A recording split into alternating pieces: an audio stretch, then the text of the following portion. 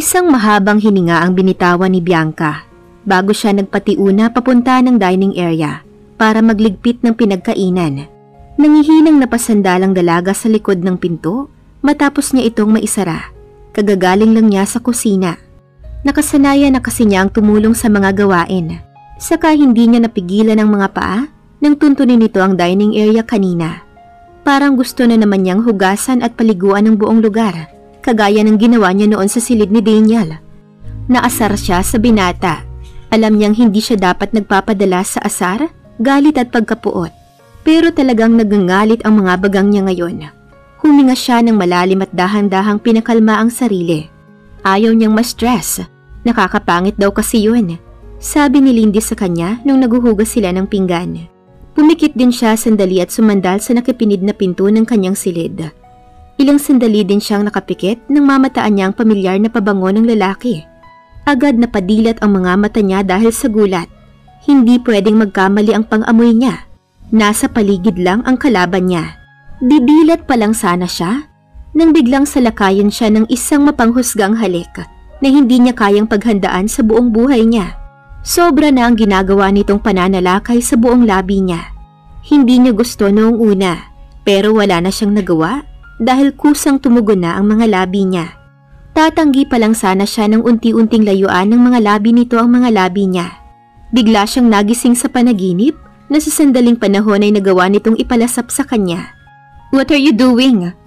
Agad naglaro sa pagmumukha ni Daniel ang pagkatuwa sa nangyayari. "Anong ngiti yan at anong ginagawa mo sa kwarto ko?" Naasar na tanong niya sa lalaki. "Giving you the taste of your own medicine, I guess." Nakangisi nitong sambit. She is aware na may isang di pa lang ang layo ng pagmumukha nilang dalawa sa isa't isa. Pero hindi siya nagpatinag. "Pinaglalaroan mo na naman ba ako?" She said at matapang na sinalubong ang klase ng pagkakatitig nito sa kanya. "Staring contest baka mo?" She saw how his lips form into a smirk. "I'm not playing with you, Bianca.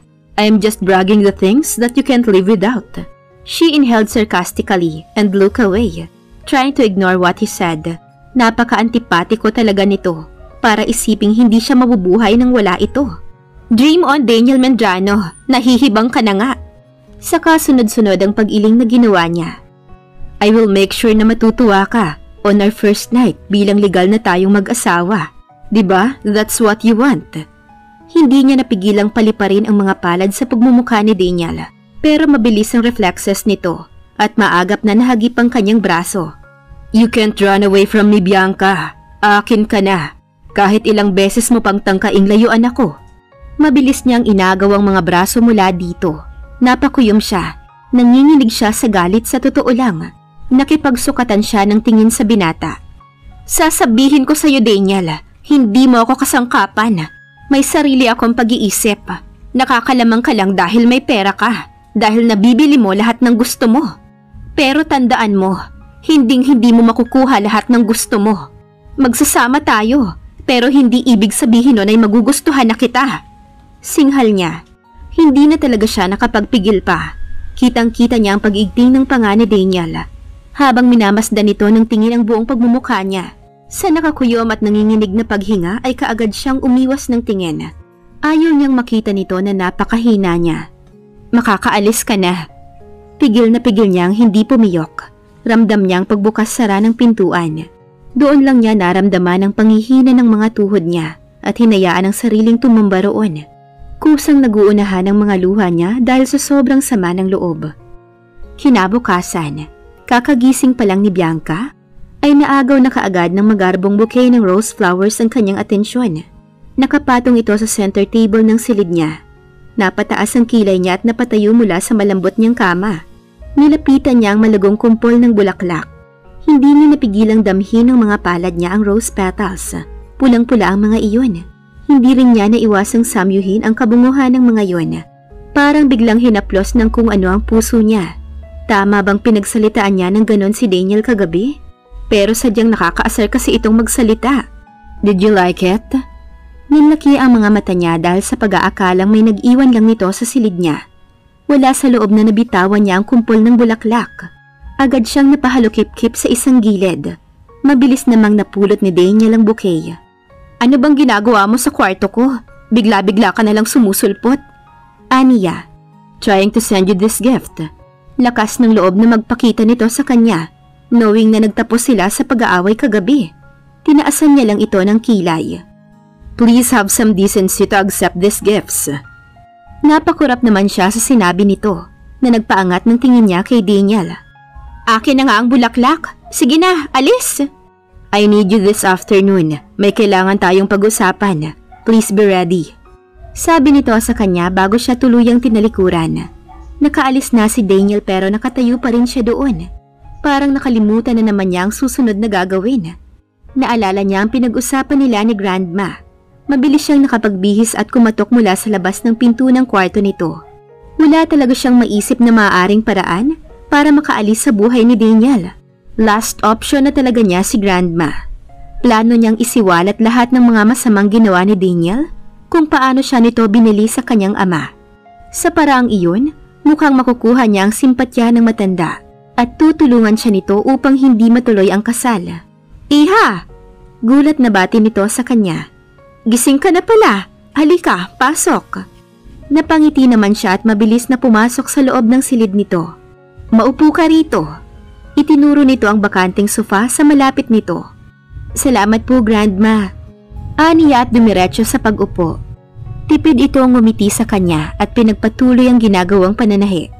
Ano ang kailangan mo, Iha? Pahapyaw siya nitong tiningnan. May bagay po sana akong importanteng sasabihin sa inyo.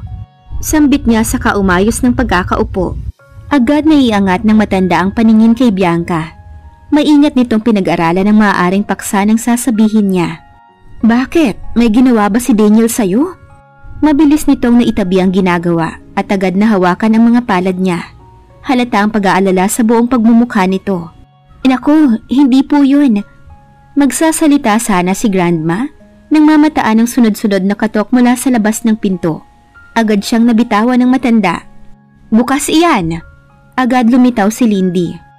Grandma, paumanhin po sa abala pero pinapasabi po ni Miss Carol na nakabalik na siya. Sabayo ko nito. Sabihin mo, pupuntahan ko siya. Saad nito kay Lindy. Masusunod po.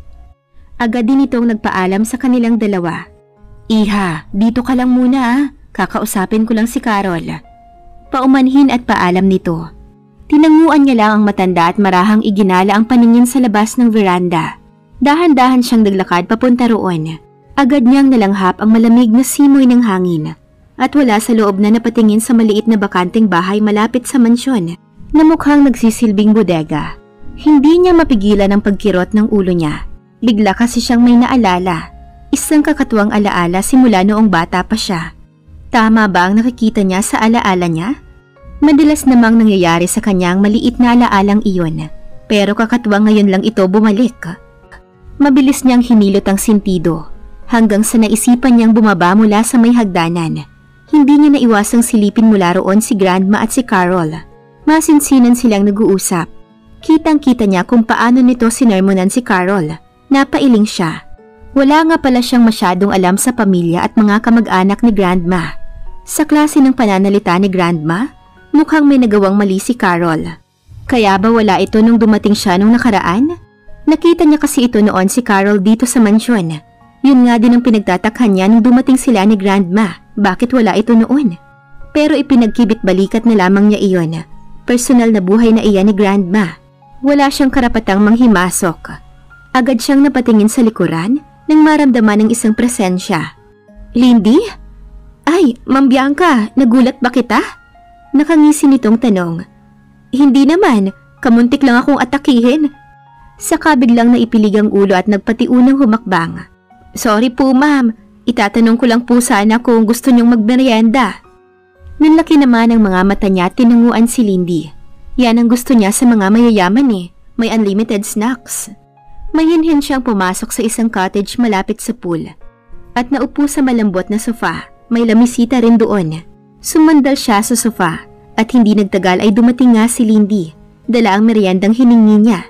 Nakakatakam ang lahat. Nang mailapag na nito ang dalang tray. Masasarap lahat.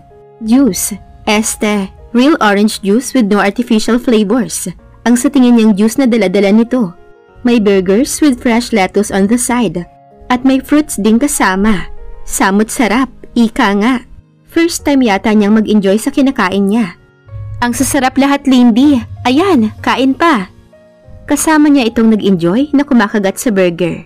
Siya nga pala, kaano-ano ni Grandma yung Carol. Walang kurap na tanong niya habang ngumunguya ng burger. Napatango ito at saka lumunok muna. Kasi, nag-iisang apo po niya si Carol, ma'am. Napangiti siya.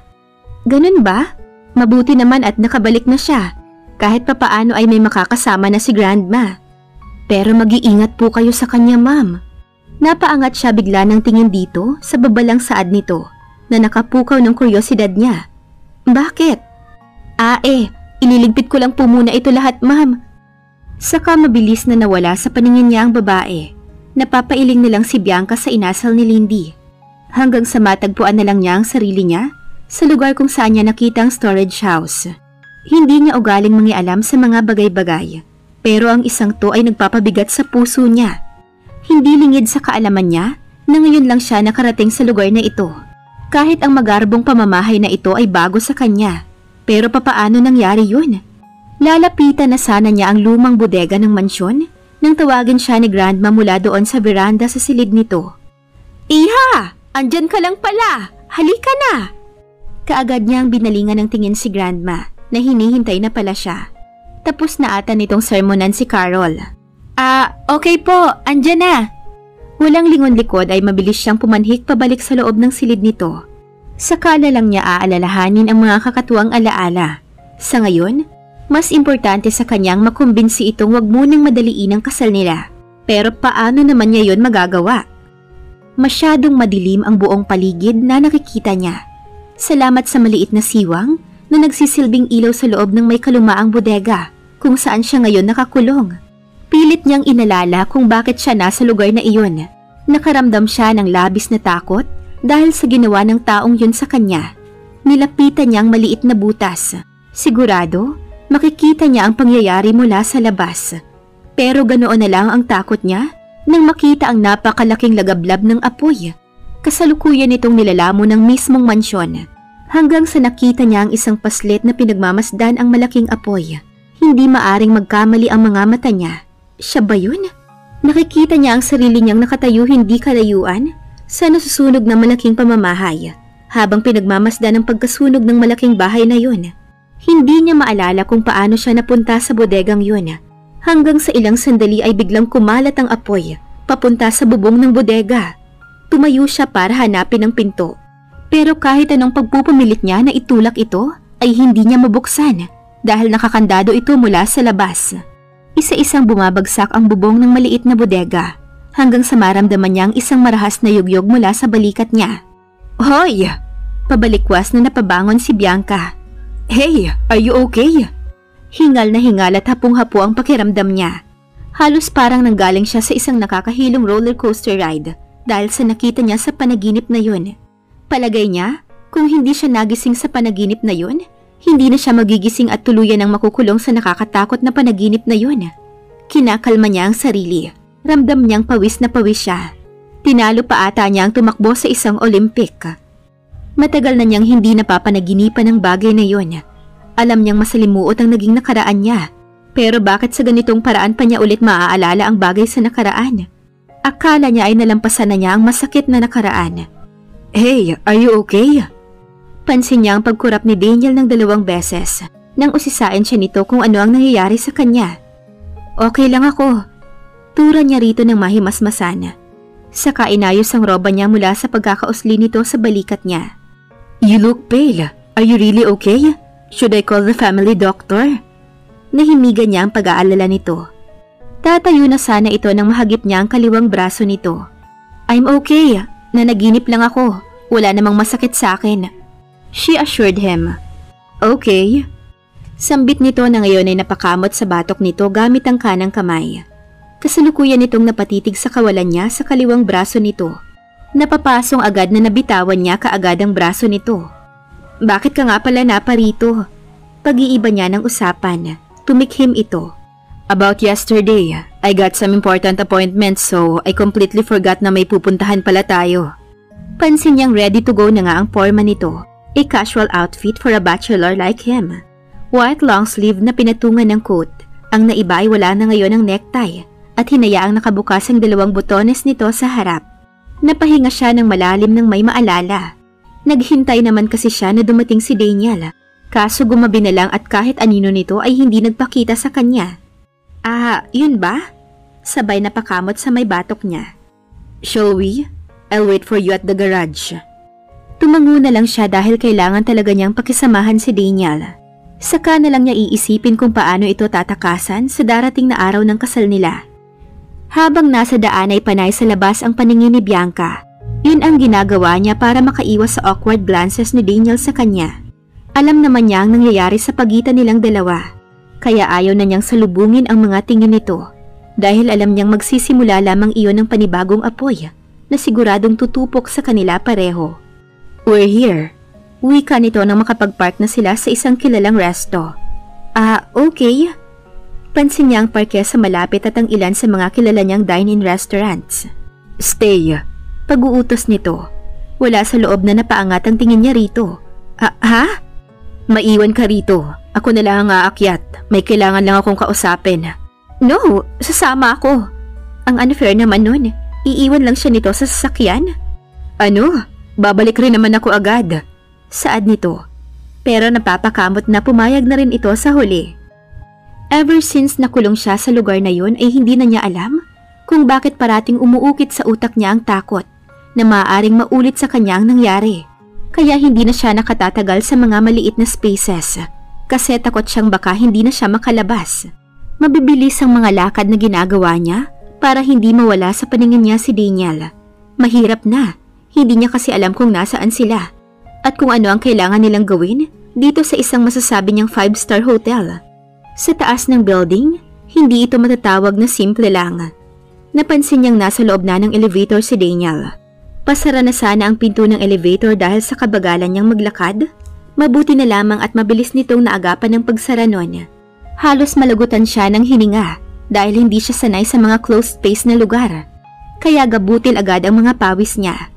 Ilang sandali ay pinapaypayan na niya ang sarili nang hindi niya man lang namamalayan. Mabuti na lamang at narating din nila ang floor na gustong puntahan ni Daniel. Naunang lumabas si Daniel. Nanatili lang siya sa may likuran nito. Pumasok si Daniel sa isang resto at alam niyang napakamamahalin nun. At tubili siyang sumunod at inayos muna ang damit niya. Daniel! Goodness, you're late! Ani ng isang magandang babae na sa tingin ni Bianca ay ngayon lang niya nakita. Diana! At nilapit ni Daniel ang sarili sa babae. Mabilis silang nagbeso. Napakurap naman si Bianca. Parang ma-out of place siya sa dalawa. Sana pala, nagpaiwan na lang siya sa kotse nito. Diane, meet Bianca. Nainis ang dalaga sa sinabi ni Daniel. Bakit parang may kulang sa sinabi nito? Aniya sa sarili. Hi! Agad naman itong naglahad ng kamay sa kanya. Bianca, si Diane, may mutual friend. Oh, really? Napako ang paningin niya sa kamay ni Diane. Mutual friend? Ano yun? Parang friends with something, ganun? Bagong-bago sa pandinig niya. Mabuti pa itong kaibigan, may intro. Samantalang pagdating sa kanya, wala man lang itong idinagdag. Parang gustong humakbang ni Bianca paatras pabalik sa kotse nito. Kung alam lang sana niya na ganito ang mangyayari. Napakalinis din ng kamay nito at ang ganda ng pedicure sa mga daliri. Samantalang siya, pinampunas muna niya ang kamay sa damit bago niya ito sana kamayan. Pero nagulat si Bianca nang bigla nitong agawin ang kamay niya. At ito na mismo ang nagdala ng handshake. Nice to meet you, Bianca. Ang ganda-ganda mo pala talaga sa personal. At hinarap siya nito at bineso ang magkabilang pisngi. Gulantang siya. Saka nginitian siya nito ng pino bago binalingan nito ng tingin si Daniel. Naka-jackpot ka ngayon, brother. Hi, Den. Balik niya rito ng matauhan sa ginawa nito. Saka agad niyang binawi ang kamay. Ang lambot kasi ng mga palad nito. Halatang anak mayaman. Walang kalyo ang mga kamay. Have you ordered? Maya-maya ay tanong ni Daniel dito. Mukha ba akong taga-order? Pabalik na tanong nito sa lalaki na kinagulat naman ni Bianca. Mukhang matagal na nga itong kakilala ni Daniel. Parang ang dami ng pinagdaanan ng friendship nila. Pansin niya ang pag-angat ng kilay ni Daniel. Aantayin natin si Ricky. Asaan na ba yung lalaking yun? Sabay tumingin-tingin sa labas. sa pag-asang makita na ito. He's on his way, kaya nga mag-order ka na lang. Pag-uutos nito. Hindi naman bago sa kanya na bossy rin talaga si Daniel. Ako talaga? Maarting tanong nito. Alangan naman itong fiancé ko ang papa-orderin mo. Napakurap naman si Bianca sa biglang sinumbat ni Daniel sa kaibigan nito. Nakakagimbal sa isipan na para bang kumakain lang ito ng popcorn sa mga pinagsasabi nito. Hindi niya maipagkakailang na mula ang buong mukha niya. O siya, mga pakana mo talagang lakad no? Nadadama yung beauty ko. Naaasar na tugon ng dalaga. Saka pairap na sumipol sa waiter na bakante. Agad naman itong nakalapit sa mesang kinaroroonan nila. What's your order, ma'am? Anything under the sun. Yung kaibigan naming paparating ang magbabayad. Sure thing, ma'am. Your orders will be right after 10 minutes. For the meantime, please enjoy these complimentary drinks that we have. Sure. Agad silang binigyan isa-isa ng inumin. Ilang saglit ay dumating na si Ricky. Nagmamadaling hinanap nito ang table nila. Nasipat naman sila nito kaagad at lumapit sa kanila. So I guess we will be going then. Ani Daniel kay Ricky nakakaupo lang. Ipinatong nito sa kalapit na silya ang bitbit nitong attache case. Napaangat naman ito ng tingin sa lalaki. Dahil kakarating nga lang nito at aalis na kaagad sila. Tapos na kayo? Bilis naman. Tagal mo kasi. Sumbat ni Diane. Inikutan nito ng paningin ng dalawa. Dahil kay Daniel natagalan ako, pasaway talaga. That's why I hired you, right? Pagbabanta ni Daniel dito, hindi na ito dumagdag pa ng salita dahil abala ito sa pagsubo ng kinakain. We gotta go. Wika pa ni Daniel. Bye, mag-ingat ka Bianca. Sabat naman ni Diane and wink at her. Let's go. Ani Daniel sa kanya. Saka inabot nito ang balikat niya para alalayan siyang maglakad. Napatingin naman si Bianca sa mga kaibigan nito. Ano kayang dahilan at sinama ni Daniel si Bianca at pinakilala sa mga kaibigan nito? At ano ang dahilan ng mga panaginip ni Bianca? At dito na po nagtatapos ang kabanata ng ating kwento. Maraming salamat po.